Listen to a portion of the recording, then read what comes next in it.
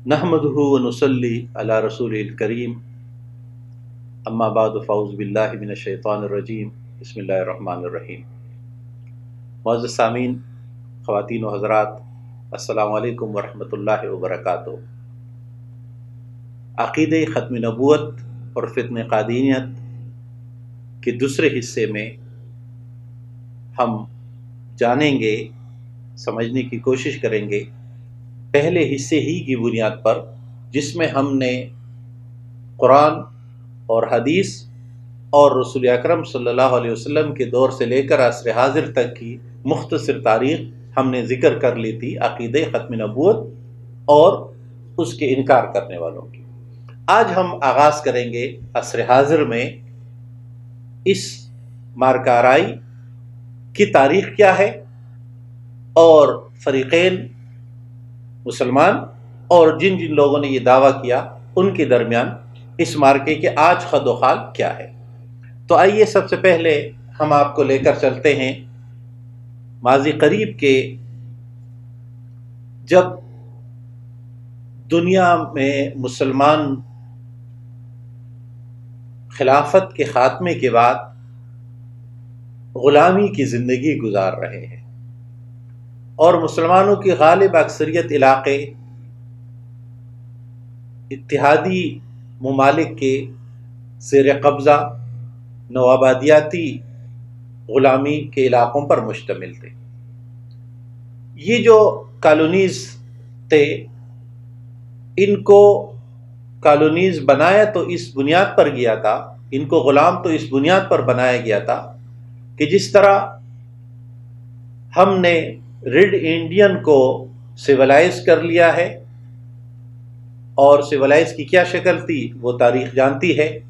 اس طرح ہم ان علاقوں کے لوگوں کو بھی آزادی، ترقی اور مساوات کے عقیدوں پر لائیں۔ لیکن مسلمان اپنے بنیادی عقائد کے ساتھ مضبوطی سے جمے رہنے والے لوگ تھے اور ہے الحمدللہ، جس کے نتیجے میں شدید رد عمل ہوا۔ تو آئیے اس رد عمل کے کچھ حصوں کو ہم جان لیتے ہیں۔ سب سے پہلا واقعہ ہے سوڈان کا۔ سوڈان میں انگریز غلامی تھی اور تاج برطانیہ ہی کی غلامی میں سوڈان بھی تھا۔ وہاں ایک مجاہد پیدا ہوئے، محمد احمد ابن سید عبداللہ، اور ان کی پیدائش 12 اگست 1845 میں اور ان کی وفات ہے 22 جون 1885 میں۔ مہدی سوڈانی رحمہ اللہ نے انگریزوں کے قبضے کے خلاف جہاد کا آغاز کیا، انہیں جنگ آزادی شروع کی اور پے در پے مسلسل کامیابیاں حاصل کرتے گئے، اور نتیجے کے طور پر پوری کالونیز ایج میں نوآبادیاتی علاقوں میں سے سوڈان پہلا علاقہ ہے جہاں سے انگریز شکست کھا کر بھاگ گئے۔ لیکن مہدی سوڈانی کے وفات کے بعد انگریز دوبارہ قابض ہوئے، پھر جنگیں ہوئی، اور جب فتح یاب ہوئے تو 1900 میں، یعنی یہ بالکل ان کے وفات کے بعد 1900 عیسوی میں، جب سوڈان پر انگریز اور اس طرح مصر پر بھی قبضہ کر لیا، مکمل ہوا، تو انگریز کمانڈر کچنر، جو اس کے بعد ان کا ایک اور مشہور کردار بھی ہے، یہی لارڈ ہے جو جڑوالا کے واقعے میں بھی ملوث تھے، اور بر صغیر میں جس طرح انہوں نے قتل عام یہاں کیا، اسی طرح وہ سوڈان میں مہدی سوڈانی کے سے لوگوں کی جو عقیدت تھی وہ آزادی اور حریت کا ایک استعارہ تھے، تو لارڈ صاحب نے ان کی قبر کو دھماکہ کر کے بم سے اڑایا، اور اس بنیاد پر کہ اس کی کوئی علامت نہ رہے زمین پر، اور اسے زمین کے ساتھ ملامیٹ کر دیا۔ یہ جذبہ انتقام تھا کہ انہوں نے ہمیں شکست دی تھی، لیکن قدرت کا فیصلہ کچھ اور تھا۔ اس کے بعد انگریزوں نے مصر میں ایک جزیرہ ان کے نام پر گارڈن کے طور پر بنایا، اور وہ آج تک موجود ہے۔ اب ان کے نام سے تو لوگ نہیں جانتے، لیکن بنا ان کے نام سے تھا اور بہت خوبصورت بنایا گیا۔ یہ لارڈ کچنر اس کے بعد برصغیر ہی کی طرف، یا بعض روایت کے مطابق تو برما کے محاذ کی طرف ان کو جانے کا حکم ہوا۔ یہ اپنے بحری جہاز میں سوار تھے، سمندر کے درمیان پہنچ کر ان کا جہاز ڈوب گیا اور غرق ہوا۔ گویا فرعون کے بعد یہ دوسری شخصیت ہے جو اس طرح غرق ہوئی، اور آج ان کی تو کوئی علامت، کوئی نشانی روئے زمین پر موجود نہیں ہے۔ لیکن مہدی سوڈانی کی تاریخ، مہدی سوڈانی کا مقام، ان کا مقبرہ آج بھی مرجع خلائق ہے، اور آزادی، حریت کی تاریخ دنیا میں جب بھی بیان کی جائے گی اس میں مہدی سوڈانی کا ذکر ہوا۔ اس واقعے کو بیان کرنے کا مقصد یہ ہے کہ تاج برطانیہ نے اس واقعے سے کچھ نتائج اخذ کیے، اور وہ یہ کہ اگر ہمارے باقی کالونیز میں، ہمارے باقی نوآبادیات میں بھی اگر اس طرح مجاہد اٹھتے گئے، اس طرح لوگ اٹھتے گئے جن پر عوام کا اس حد تک اعتماد ہو، اور وہ ہمارے مخالف، ہمارے خلاف جنگ لڑنے والے ہو، تو گویا ہمیں ہر جگہ سے اپنے بوری بستر لپیٹنا پڑے گا۔ لہٰذا انہوں نے اس منصوبے کے تحت 2 علاقوں میں کام کیا، اور یہ 2 علاقے وہ تھے جس میں سے ایک کو ہم برصغیر اور دوسرے کو ہم ایران کے نام سے یاد کرتے ہیں۔ مہدی سوڈانی کے اس واقعے کو علامہ اقبال رحمۃ اللہ علیہ نے بہت تفصیل سے بیان کیا ہے، اور جاوید نامہ میں درویش سوڈانی کے نام سے ایک نظم ہے، اور یہ نظم اس وقت ہے جس میں وہ مکالمہ کراتے ہیں، اور فرعون یہ سوال اٹھاتا ہے لارڈ صاحب سے کہ تم نے ایسا کیوں کیا۔ تو اس موقع پر اقبال کہتے ہیں مکالمے میں کہ روح سوڈانی اٹھ کھڑا ہوا اور اس نے کہا، اور اس کے اس مکالمے کے نتیجے میں جو گفتگو کی ہے اس کا اردو ترجمہ کچھ یوں ہے کہ مہدی نے کہا، گفت اے کشنر اگر داری نظر، کہ اگر تو نظر رکھتا ہے تو انتقام خاک درویش نگر، کہ درویش کی جو خاک ہے اس کا انتقام دیکھ لے، کہ آج درویش کی قبر اور جگہ تو موجود ہے لیکن تیری کوئی جگہ نہیں ہے۔ اور اقبال کہتے آسمان خاک ترا کوری ندا، آسمان نے تیری لاش کو قبر نہ دیا، اور تو سمندر کی لہروں کے سپرد ہو گیا۔ اور پھر اقبال مہدی سوڈانی کی زبان سے مسلمانوں سے مخاطب ہے، اور وہ نام لیتے ہیں، اے فواد، اے فیصل، اے ابن سعود،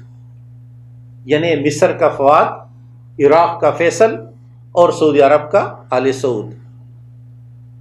تم کس طرح دھوئیں کی طرح ایک اپنے آپ سے ہی لپیٹتے رہو گے۔ زندہ کن در سینہ آ سوزے کے رفت، اے مسلمان حکمرانوں اپنے سینوں میں وہ سوز دوبارہ زندہ کرو جو پہلے موجود تھا اور اب تم سے چلا گیا ہے۔ در جہان باز آور آ روزے کے رفت، دنیا میں وہ وقت پھر لے آؤ جو کہ گزر چکا ہے۔ خاک بتھا خالد دیگر بزائی، بتا کی خاک ان مکہ ایک اور خالد بن ولید کی منتظر ہے. نغمہ توحید را دیگر سرائے، توحید کا ایک یہ نغمہ ایک مرتبہ پھر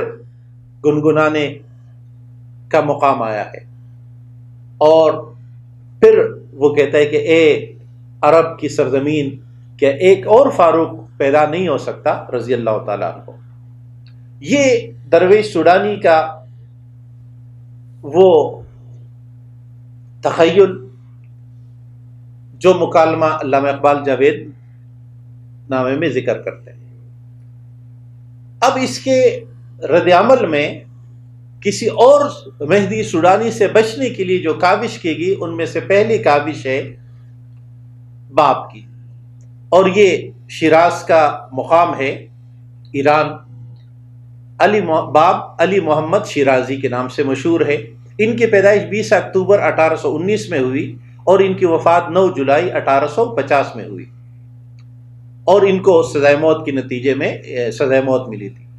ان کی لاش کو محفوظ کیا گیا اور کوئی عرصے بعد اسرائیل منتقل کیا گیا، اور حیفا کے مقام پر ان کی قبر آج بھی موجود ہے. یہ پہلے مسلمان تھے، ان اہل تشیع میں سے تھے، اور ان کے اس بابی تحریک کے یہ بانی تھے. انہی کا ایک شاگرد، اور باپ نے اپنے 19 خصوصی شاگرد تیار کیے تھے جن کو حروف حی کے نام سے یاد کیا جاتا تھا. ان میں سے دو بھائی تھے، ایک مرزا یحییٰ جن کو صبح ازل کا لقب دیا تھا باپ نے، اور ایک مرزا حسین علی. یہ دو ستیلے بھائی تھے. ان میں سے مرزا یحییٰ تو قید میں چلے گئے، اور مرزا حسین علی نے ایک تحریک شروع کی. اقبال نے باپ کے بارے میں ایک قطعہ ارشاد فرمایا ہے، اور اقبال جو عموماً مزاحیہ شاعری نہیں کرتے، وہ بھی ایک دلچسپ پہلو اٹھا رہے ہیں. اور واقعہ یہ تھا کہ باپ کی ایک مرتبہ علماء کی ایک نشست میں گفتگو میں قرآن کا اعراب غلط پڑا، سماوات کو غلط پڑا. تو علماء نے اسے کہا کہ آپ قرآن کی یہ عربی تو ٹھیک پڑھے. تو باپ نے کہا نہیں، میری نبوت میں اب قرآن حکیم کے زیر زبر کی ضرورت نہیں ہے، جس کی جو مرضی جس طرح چاہے پڑھے. تو اقبال اس پہ لکھتا ہے، تھی خوب حضور علماء باپ کی تقریر، بیچارہ غلط پڑھتا تھا اعراب سماوات. اس کی غلطی پر علماء تھے متبسم، بولا تمہیں معلوم نہیں میرے مقامات. اب میرے امامت کی تصدیق میں ہے آزاد، مبہوس تھے اعراب میں قرآن کی آیات. یعنی جو زیر زبر کی پابندی تم لوگوں نے لگائی تھی، اب وہ پابندی نہیں ہوگی. تو یہ باپ پہلے شخص تھے. باپ کا جو شاگرد ان کے بعد بنا، اور اب اس پوری تحریک جس کا مرکز اسرائیل میں ہے، یہ شخصیت حسین علی جو مشہور ہوئے بہاء اللہ کے نام سے. ان کی پیدائش 12 نومبر 1817 کی ہے. ان کی وفات 29 مئی 1892. اکا اسرائیل میں موجود ہے ان کی قبر بھی. ان کی رہائش تہران میں تھی. انہوں نے جو تصور اپنایا اس کو نام دیا جاتا ہے بہائیت کا، اور یہ بہاء اللہ کے لفظ سے ہے. اور بہاء الابہا کا لفظ یہ زیادہ استعمال کرتے ہیں، جگہ جگہ اپنے گھروں میں لگاتے بھی ہیں. اور آج یہ بیت عدل اعظم کے نام سے ایک ادارے کے تحت زندگی گزارتے ہیں ایران میں، پاکستان میں کچھ علاقوں میں، اور دنیا میں. ان کے دہلی کے پاس ان کا ایک بہت بڑا ٹیمپل ہے جو کول کے پول کی شکل میں ہے، اور کراچی کے پاس بھی انہوں نے زمین لی ہے لیکن ابھی بنائی نہیں. اس طرح دنیا میں، آسٹریلیا میں، جگہ جگہ دنیا کی 7 خوبصورت ترین عمارات ان کے مذہبی مقامات کے طور پر دنیا میں مختلف براعظموں میں موجود ہے. اور ایک بڑی تحریک، اور اقوام متحدہ کی بہت زیادہ پشت پناہی کے ساتھ، خصوصاً اقوام متحدہ کے اداروں کے ملازمین میں بہت زیادہ تعداد میں موجود ہے. ان کا بھی تصور یہی تھا نئے نبی کا. اور انہوں کی کتاب جو بہاء اللہ کی ہے، کتاب اقدس، جو فارسی، اور عربی دو زبانوں پر یعنی وہی گویا ان کی دو زبانوں پر مشتمل ہے۔ یہ کتاب دستیاب ہے، مارکیٹ میں فروخت ہوتی ہے، اردو ترجمے کے ساتھ بھی آئی ہے اور اپنی بغیر ترجمے کے بھی موجود ہے۔ تو یہ نقطہ یاد رہے۔ ایک ہم نے ذکر کیا مہدی سوڈانی، اس کے رد عمل میں انگریزوں نے اس بات کو محسوس کیا کہ اگر ایک اور مہدی سوڈانی اٹھا مہدی کے تصور کے ساتھ ہماری مخالفت میں، تو ہمارے لیے مشکلات پیدا ہو گئی۔ اب تیسری شخصیت یعنی مہدی سوڈانی، بہاءاللہ، اور اب ہم تیسری، اور اگر مہدی سوڈانی کے تصور کے بالعکس تصور کی بات کریں گے تو ہم دو شخصیات کا ذکر کر رہے ہیں، بہائیت یعنی بہاءاللہ کے ماننے والے، اور اب شخصیت ہے مرزا غلام احمد قادیانی۔ قادیانی جگہ کا نام ہے، قادیان، جہاں کے یہ رہنے والے تھے۔ مرزا غلام احمد قادیانی کی پیدائش 13 فروری 1835 میں ہوئی اور ان کی وفات 26 مئی 1908 کو ہوئی۔ اور ایک مرتبہ پھر تخیل میں لیا یہ بر صغیر کا غلامی کا دور، مسلمانوں کی 1857 میں شکست اور اس کے اثرات۔ غلام احمد قادیانی نے مسیحی موعود کا دعویٰ کیا، مہدی آخر زمان کا دعویٰ کیا، اور پھر نبی ہونے کا دعویٰ انہوں نے 1888 میں کیا۔ اس سے پہلے ان کا دعوے کچھ اور تھے، اور پھر 88 میں نبوت کا دعویٰ، اور پھر 23 مارچ 1889 میں لدھیانہ میں پہلی مرتبہ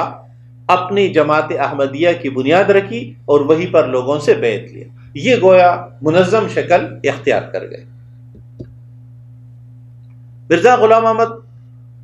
کی جو مختلف کتابیں ہیں بہت بڑی تعداد میں ہیں، چھوٹی، اور اس میں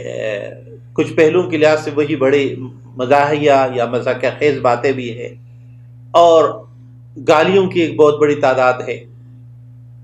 اور مطلب دلچسپی کے نکات بھی اس میں ہیں۔ ابھی ان سب کو جمع کیا گیا ہے روحانی خزائن کے نام سے مختلف والیمز میں، کئی سارے والیمز ہیں، اور ان میں پورا مجموعہ ہے۔ دوسرا مجموعہ ہے مجموعہ تقاریر، یعنی ان کی جو ملفوظات ہیں وہ، اور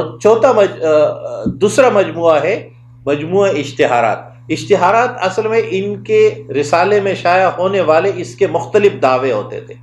کبھی دعویٰ یہ ہوتا تھا کہ ثناء اللہ امرتسری جو ہے وہ میری زندگی ہی میں وفات پائے مر جائے گا، اور کبھی یہ کہ میری شادی جو ہے وہ محمدی بیگم سے ہوگی۔ اس طرح کے مختلف اعلانات ہوتے تھے، کبھی کسی کے مقابلے میں، کبھی کسی کے مقابلے میں، یہ کبھی کسی کے خلاف، اور کبھی بلکہ وکٹوریہ کی حمایت میں مختلف اشتہارات دیتے تھے۔ تو ان کا بھی ایک مجموعہ ہے۔ تو گویا یہ پورا علمی کتابی ذخیرہ ہے جو غلام احمد قادیانی نے چھوڑا۔ غلام احمد قادیانی کے بعد اس تحریک کی قیادت آج 5ویں مرحلے میں ہے، یعنی ان کے بعد حکیم نور الدین جو 1914 میں وفات پائے، وہ پہلے خلیفہ تھے، اور پھر یہ مولانا بھی تھے، اچھے بڑے عالم دین تھے، مولانا عبید اللہ سندھی نے ان کے فہم قرآن کی بڑی تعریف بھی کی تھی، لیکن بدقسمتی سے یہ ماسٹر مائنڈ بن گئے اس قادیانی تحریک کے۔ دوسری شخصیت، یہ ان کا خاندانی تعلق نہیں تھا، غلام احمد قادیانی کے خاندان کے ساتھ کوئی تعلق رشتہ نہیں تھا۔ ان کے بیٹے، انہیں غلام احمد قادیانی کے بیٹے مرزا بشیر الدین محمود احمد جو ان کے بیٹے تھے،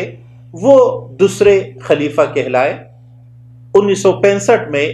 ان کی موت واقع ہوئی، اور پھر تیسرے خلیفہ مرزا ناصر احمد ہے جو 1982 میں جن کی موت ہوئی، وفات پائے۔ اور پاکستان کی قومی اسمبلی میں جس شخص نے ڈیبیٹ کیا، مقابلہ کیا، اپنے دلائل پیش کیے، وہ یہی مرزا ناصر احمد ہے۔ اس کے بعد چوتھے خلیفہ وہ مرزا طاہر ہے، اور یہ اب ایک خاندانی ہے، یعنی گویا یہ پوری موروثیت کی بنیاد پر ہے۔ یہ 2003 میں مرزا طاہر وفات پائے، اور اس کے بعد موجودہ خلیفہ جو 5ویں خلیفہ ہے مرزا مسرور احمد، اور یہی تسلسل آج تک موجود ہے، چاہے پاکستان میں ہو چاہے لندن میں جو ابھی برطانیہ میں مراکز ہے وہ سب، اور دنیا بھر میں۔ دلچسپ بات یہ کہ ہر خلیفہ کے موت کے موقع پر ایک گروپ الگ ہو کر ان کا انکار کرتا رہا، انہیں گویا جہاں یہ افرادی لحاظ سے بہت کوششیں کرتے رہے بڑھوتی کی، تو ان 5 کے 5 موقعوں پر مختلف لوگ الگ ہوتے رہے، جس کے نتیجے میں تحریک قادیانی جو ہے وہ کمزوری کا شکار ہوتی رہی۔ یہ معلومات کا مطلب یہ ہے کہ مجھے اور آپ کو یہ معلوم ہونا چاہیے کہ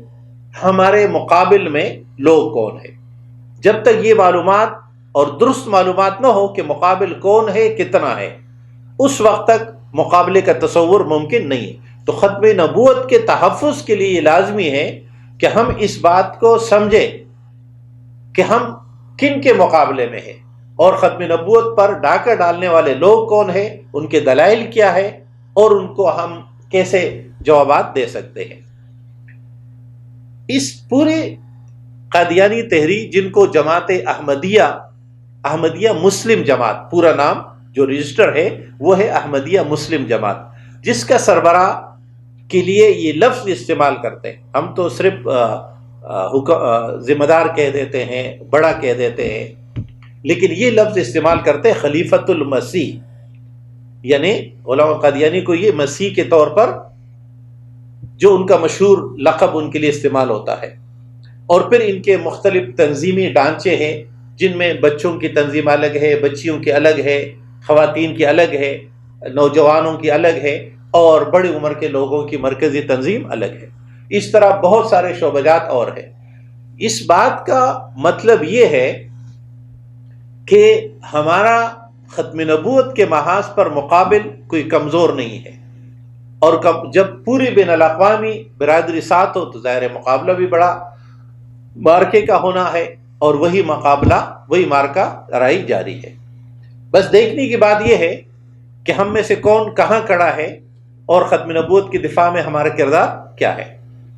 آئیے اس بات کو مجموعی لحاظ سے سمجھ لیں، اور گویا اب تک کی گفتگو دوسرے حصے کی یہ ہے کہ مہدی سوڈانی، جن کی وفات 1885 میں ہے، ان کے انگریز مخالف تصور کے مقابلے میں 2 تحریکوں کو تاج برطانیہ نے سپورٹ کرنا شروع کیا۔ ان میں سے ایک غلامت قادیانی کی تحریک، اور ایک بہاءاللہ کی بہائی پہلے ہے اور غلامت قادیانی کی تحریک بعد میں۔ اس لیے ان دونوں نے، انہیں بہائیت اور قادیانیت نے ایک دوسرے کے خلاف کتابیں بہت ساری لکھی، بلکہ یہ مشہور ہے کہ قادیانیت کے خلاف پہلی کتاب یہ بہائیوں کی طرف سے لکھی گئی تھی، اور اس کا اردو ترجمہ بھی موجود ہے۔ اور یہی دور ہے 1857 جنگ آزادی کے فوراً بعد کا، اور ہم جانتے ہیں 1857 کی جنگ آزادی کے نتیجے میں برصغیر ایسٹ انڈیا کمپنی کے غلامی سے نکل کر، یعنی شکست کے بعد، ہم تاج برطانیہ کی براہ راست غلامی میں آئے، اور اس کے بعد ہی لارڈ مکالے نے یہاں نظام تعلیم اور بقیہ سب چیزیں ہونا شروع ہو گئی۔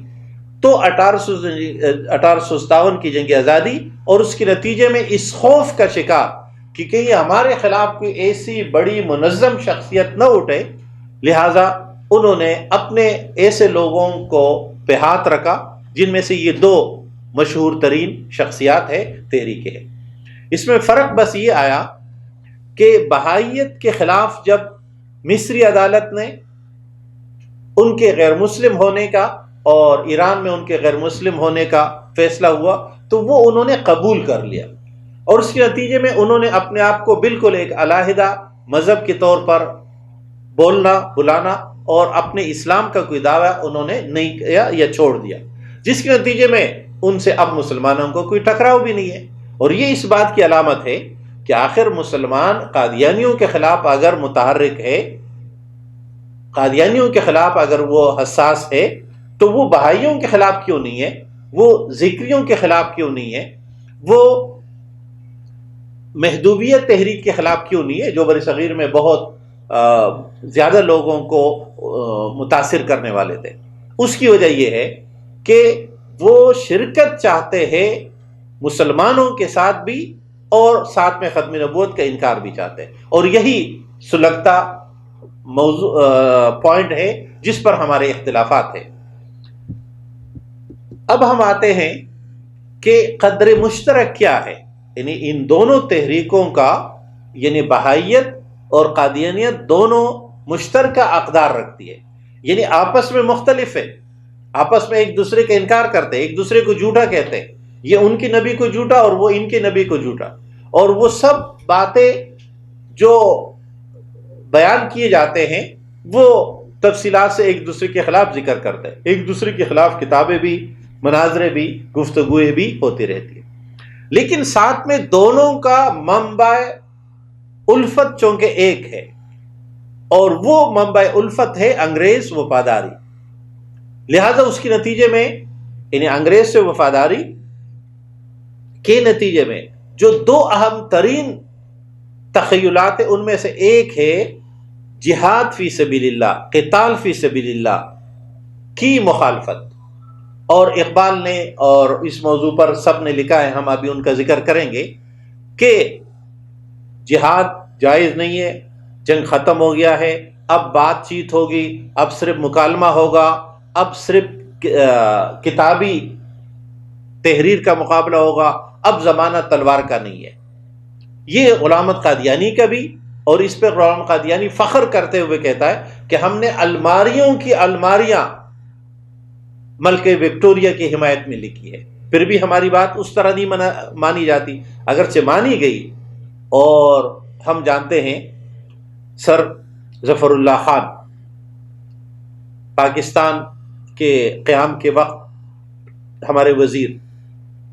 لیکن اس سے پہلے کہ ان کی حیثیت کیا تھی، واسرائے ہند کا جو کونسل ہے اس میں وہ نمبر 2 ہے،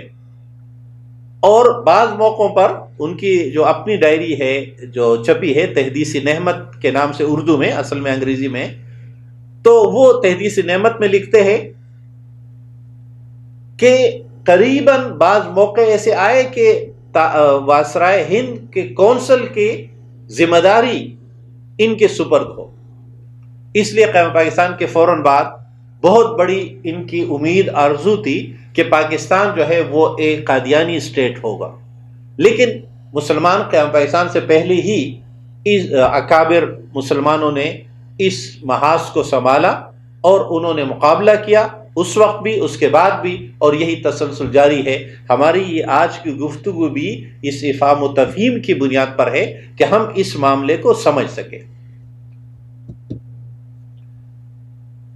اس موقع پر قادیانی تحریک کے چند نکات بڑے اہم ہیں، اور وہ نکات یہ ہے کہ ایک تو نبوت ارتقا پذیر نہیں ہوتی، لیکن ہم جانتے ہیں کہ یہ جتنے جھوٹے نبوت کے دعوے دار ہیں یہ مراحل سے گزرے۔ پہلے یہ مناظر ہوتے ہیں، دین کا کام کرتے ہیں، مشہور ہو جاتے ہیں، پھر مہدی کہلاتے ہیں، پھر اپنے آپ کو مسیحی موعود کہتے ہیں، پھر نبی ذلی نبی بنتے ہیں، اور اس کے بعد مکمل نبوت کا اعلان کرتے ہیں، پھر سب سے اعلیٰ نبی ہونے کا اعلان کرتے ہیں۔ نبوت کبھی مراحل سے نہیں گزرتی، یہ ارتقا پذیر نہیں ہوتا۔ نہ نبی کو یہ معلوم ہوتا ہے کہ میں نبی بنایا جاؤں گا اس لیے وہ پہلے گراؤنڈ بنا لے، ایسا نہیں ہوتا۔ تاریخ میں، انبیاء کی تاریخ میں کبھی ایسا نہیں ہوا، بلکہ نبی پہلے دن اپنے بارے میں جو اعلان کرتا ہے آخری دن تک اس کی وہی بات ہوتی ہے۔ اور حنین کے موقع پر ہم جانتے ہیں رسول اکرم صلی اللہ علیہ وسلم کے ساتھ جب کچھ ساتھی رہ گئے، ارد گرد تیروں کی بارش ہو رہی ہے، جب پھول پہنائے جا رہے ہو تو تب ہر کوئی خوش ہوتا ہے، لیکن جب تیروں کی بارش ہو اس وقت کون اپنی بات پہ ڈٹتا ہے؟ رسول اکرم صلی اللہ علیہ وسلم کے الفاظ آج تک تاریخ نے نقل کیے ہیں کہ انا نبی لا کذب انا ابن عبد المطلب، میں نبی ہوں، جھوٹا نہیں ہوں، میں عبد المطلب کے خاندان کا۔ یہ اعتماد پہلے دن بھی کہا کوئی صفا پر جب تیروں کی بارش ہو رہی تھی تب بھی کہا کہ میں نبی ہوں، اور جب اپنے ساتھیوں کے ساتھ فتح یاب ہو کر فتح مکہ کی طرف جا رہے ہیں، فاتح ہے، تو تب بھی کہہ رہے میں نبی ہوں۔ یعنی کسی بھی مرحلے میں نبوت سے کم یا نبوت سے بالاتر کوئی دعویٰ کچھ کبھی نہیں ہوا۔ یہی نبی کی حقانیت کی ایک دلیل ہے۔ لیکن جیسے ہم نے تذکرہ کیا کہ جتنے جھوٹے دعوے دار ہیں یہ سب مراحل سے گزرے۔ دوسری بات جو اہم ہے وہ یہ ہے کہ وحی میں تضاد نہیں ہوتا۔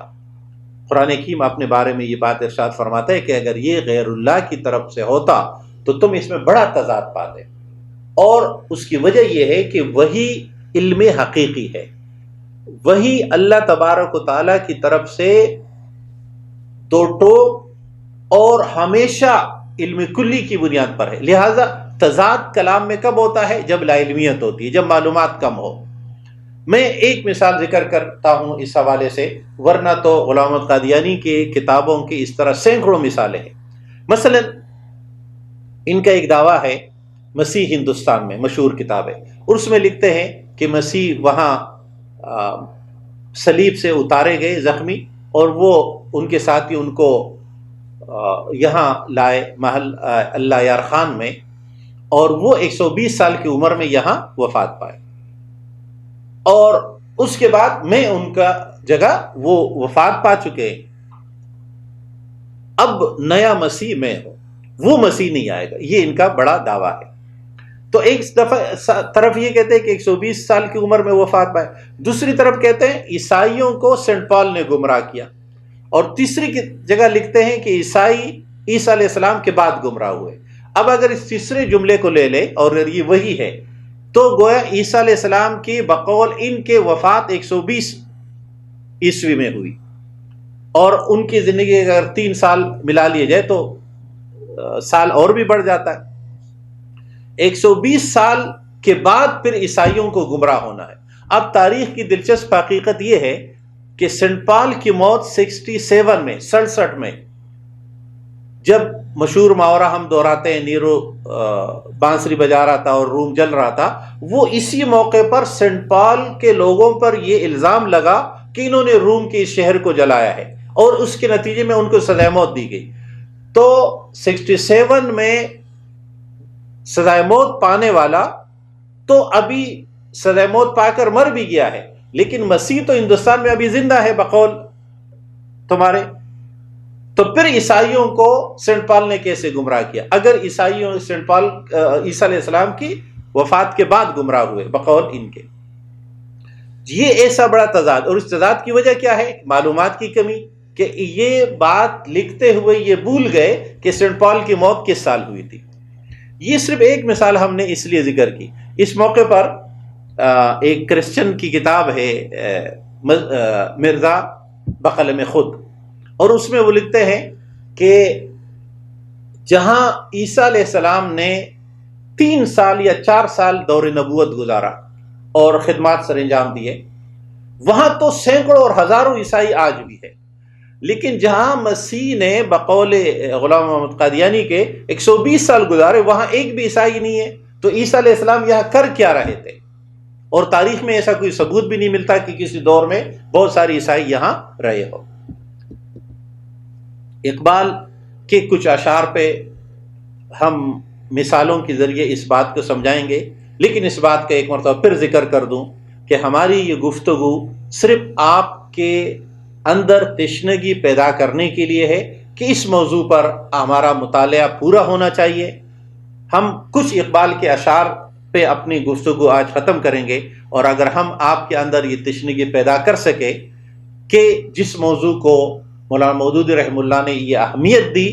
کہ اپنی جان اس کے لیے قربان کرنے کے لیے تیار ہوئے، ہم نے اپنی زندگیوں میں اس موضوع پر کتنا کام کیا۔ اقبال 1915 رموز بے خودی میں رسالت کے عنوان سے لکھتے ہیں کہ پس خدا برما شریعت ختم کر، بر رسول ما رسالت ختم کر، رونق ازما محفل ایام را، او رسول را ختم وما اقوام را،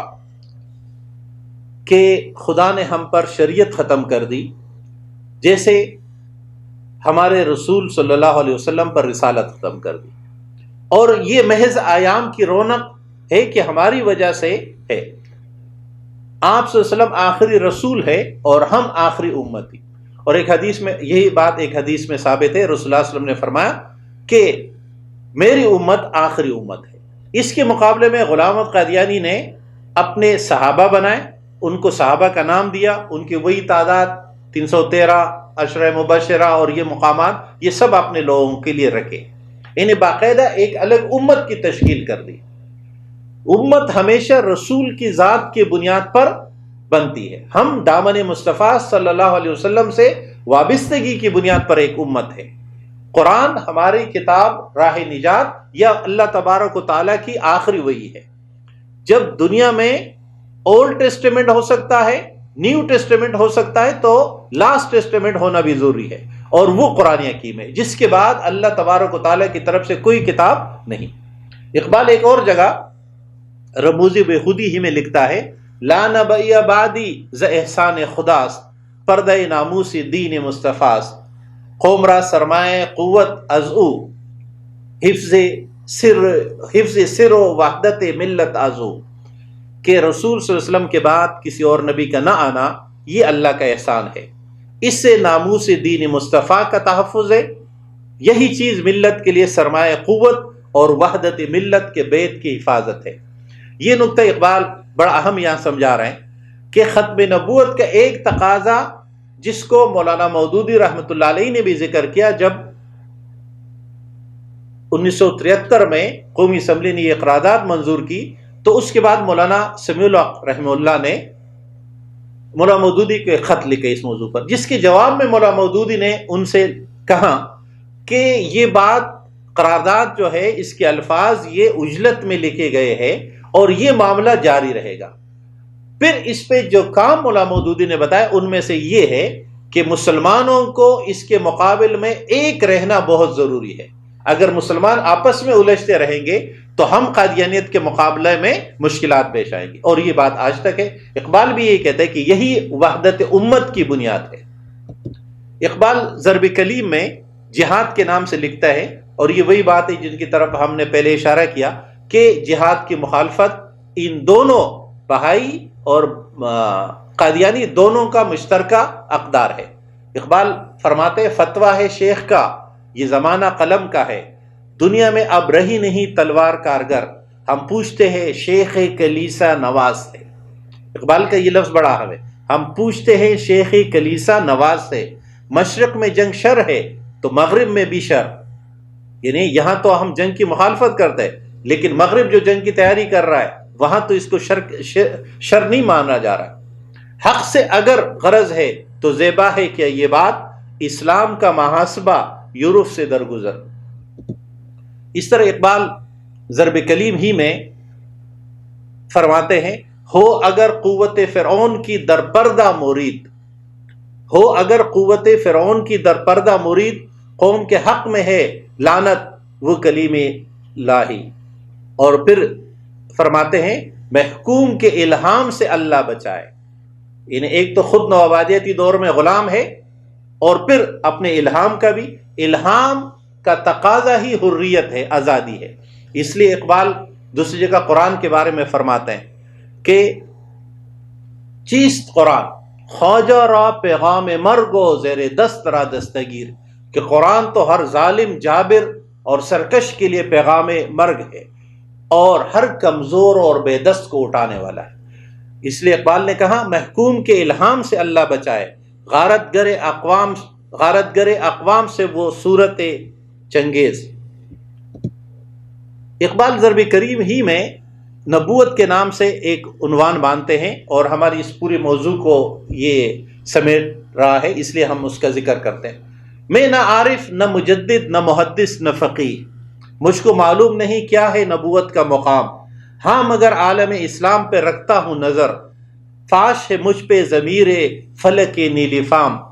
عصر حاضر کی شب تار میں دیکھی میں نے یہ حقیقت کہ ہے روشن صفت ماہ تمام، وہ نبوت ہے مسلمان کے لیے برگ حشیش۔ جس نبوت میں نہیں قوت و شوکت کا پیغام، انہیں آزادی اور حریت جس میں نہیں۔ یہ قادیانی مسئلے کے تین جو ہم نے پہلو بیان کیے، پہلے ہم نے قرآن، سنت، مختصر تاریخ، قادیانیت کے پہلو، اور اب ہم بس آخری بات مراحل کی کر لیتے ہیں کہ ہم ابھی کس مرحلے میں ہیں، اور اگر موقع ملا تو پھر اس کی تفصیلات بیان کریں گے۔ پہلا مرحلہ جو پاکستان قیام پاکستان کے بعد ہے وہ ہے جب قومی اسمبلی نے قرارداد منظور کی قادیانیوں کے خلاف، یہ 7 ستمبر 1974 کو ہوا۔ اس کے بعد اس کے کمیوں کو دور کرنے کے لیے امتناع قادیانیت آرڈیننس جاری کیا گیا 1984 میں، اور 84 ہی میں قادیانیوں نے اس کے خلاف سپریم کورٹ میں کیس دائر کیا کہ ہمیں اقلیت کے طور پر وہ حقوق دیے جائے جو باقی اقلیتوں کو حاصل ہے، اور یہی آج کا بھی نکتہ ہے، آج کا بھی پوائنٹ ہے۔ اس کے نتیجے میں یہ کیس چلا، اور فیصلہ جو عدالت نے کیا وہ یہ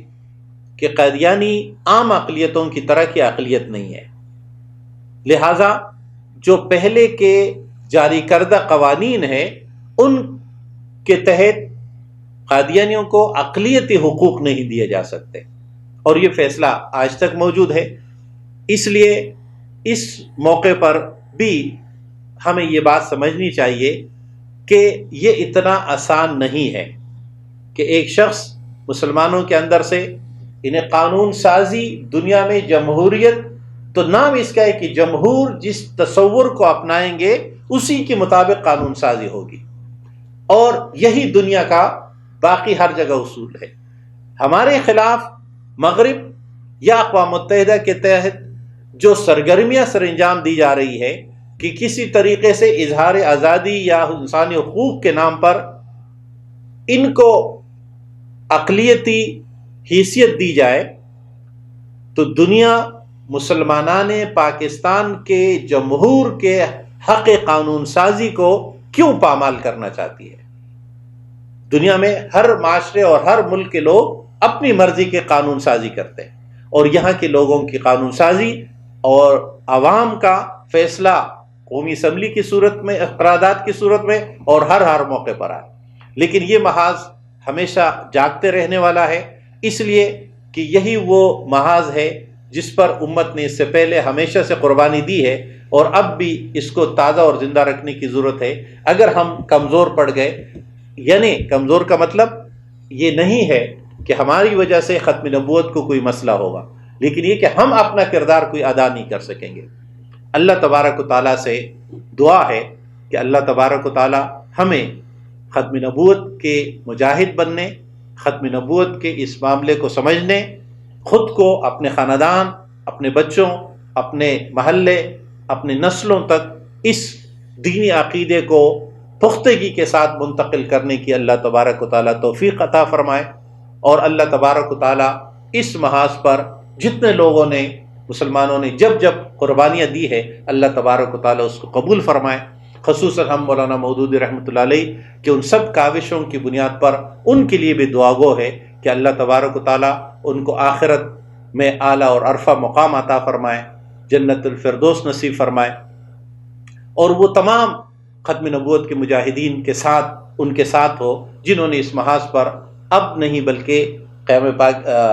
اولین دور سے لے کر جو کارنامے انجام دیے، اللہ ان کو قبول فرمائے، اور سب کے ساتھ جنت میں ہم سب کا اکٹھ نصیب ہو۔ اقول قولی ھذا استغفر اللہ لی ولکم ولسائر المسلمین، وآخر دعوانا ان الحمد للہ رب العالمین۔